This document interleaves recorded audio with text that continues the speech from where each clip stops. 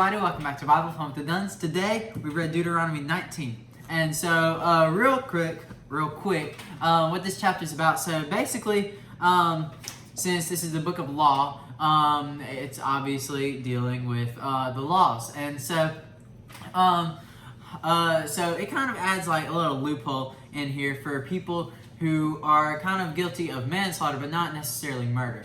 So like if you were to accidentally kill somebody, like in the example that it uses in here, like if you were chopping wood, but then the axe head flies off and kills Fred over there. Poor Fred. Oh, that reminded me of like, never mind. Anyway, so if that happens, then you're not really guilty of anything wrong because it was not a premeditated and horrible act that you did. It was a complete accident. There was no malice. Yeah. So we're lawyers. Okay. So anyway, these cities that it's talking about are called the cities of refuge, and so they were these cities that they were like gated communities almost, where you could just go in, and if you were like, I don't want to say innocent because you still killed somebody, but like if it was an accident, then you could go there and you'd be protected from the Avenger, which is really cool because like the Avengers and stuff. But and anyway, we're fans. well, it used to be. Anyway, so these people were like relatives or close friends or family of the people that had been killed, and so their job basically was to go hunt these people down and kill them, because the law back then was an eye for an eye and a tooth for a tooth, and evidently a life for a life. So that's how it worked. But if you were guilty and you just ran to the city anyway, like if you killed Fred on purpose, then the elders of the city of the Avenger would like just send a letter to the elder of the city of refuge elders, and then you would be dragged out, and the Avenger would deal with you. That's right. Yeah. So we have talked about this chapter before, not this exact book, but about the cities of refuge. And so we've gone over this topic, and so I just kind of want to touch on a few different things that stick out to me. First of all, if I read this and I'm looking at God making these laws, this allotment for people, I can see a lot of things about God's character. First of all, He's creator. I always like to go back to this, and we talked about this when we started Deuteronomy. As creator of everything, people, creation, all things, He is the one who gets to define everything. He gets to say what is good, what is evil, what is right, what is wrong. And not only that, He also gets to determine and decide what is just and what consequences should be for us. And so what I see in God's character, I see that He's all powerful. I see that He's intentional. I see that He goes before us. He thinks everything through. As someone who likes control, I find a lot of rest in knowing that my God thinks about the details. He knows more about the details than I could ever know and think about. And so I can trust Him to care for my life, the life of my loved ones, and the lives of the people around me. And I like that about Him. I like that about His character.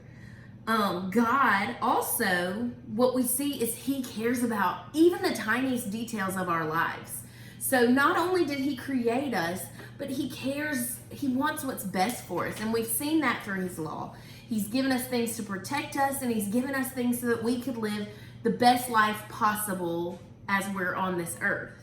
And so He cares about the details. We see that He is with us. He is showing us how to live.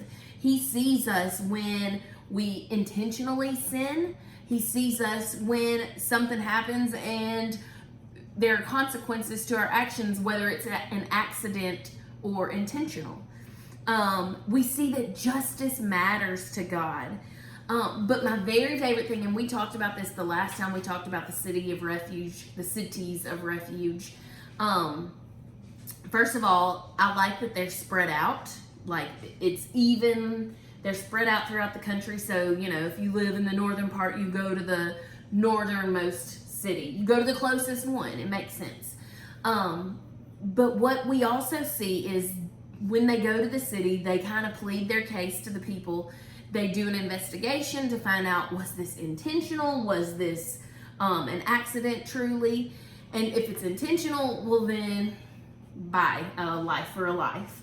But if it was an accident, they get to stay in the city of refuge until the high priest finishes, until he dies, until he finishes his time as high priest.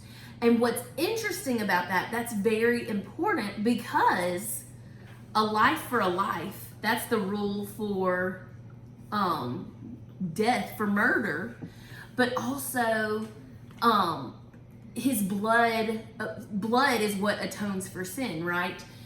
Without the shedding of blood, there can be no forgiveness of sin. And so what we see here, when the high priest dies, it is his life that makes up for this person who was staying in the city of refuge. When that high priest finishes, when they die, the people who are there staying in the city of refuge, they get to be free. They get to go back home and live, and they're protected and they're safe, and they paid their time for what happened accidentally. But what we see here, that's the coolest thing, is we see a picture of Jesus. We see a picture of God's provision for his people. And I'm reminded that not one of these people are going to be innocent. Maybe they're innocent of actual murder, but what we see here is one of my favorite things about God's character, and that is God makes a way for us. And I've noticed that throughout all of the law this time going around. It's not, God wants what's best for us. God wants us. He's pleading with us to follow his laws and his ordinances, because that is the overflow of our relationship with him and our love for him. But also he knows us, and he knows that we're prone to wander. He knows that we are sinful and that we are not perfect. And so what I love is that he makes a way for us even when we do sin. He makes a way for us even when we fall into temptation. And so I just think that's a beautiful picture of God's character for us, and that he truly knows us. He loves us when we obey him, and when we sin, he still loves us. He is our city of refuge that we can run to no matter what. I'm also I'm finishing up 2 Samuel in my personal reading, and the end of 1 Chronicles and Psalms. And I love this passage. I've done this reading plan for the past few years. I think this is my 4th year to do it. And I love it because I'm going through the Bible chronologically. And when I get to these sections, I'm reading history, like in Chronicles.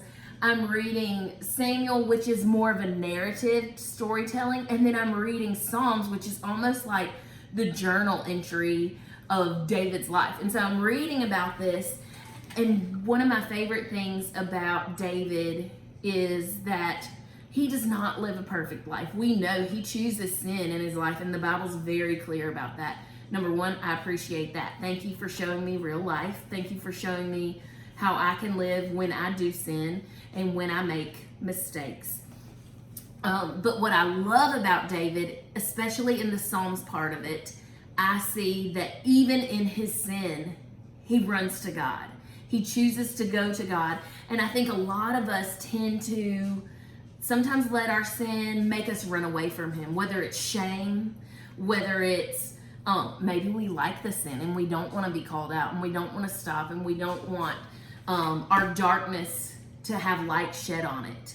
But a lot of times humanity tends to run from God when we sin and when we choose to fall into those temptations. But I love David, his example of running to God and just fessing up, being so real with him and saying, I feel like the worst of the worst. God, you've got to help me. Please forgive me. Please restore the joy of my salvation. Please give my life back to me. And so I love that our God is a God that we can run to. He is the ultimate city of refuge.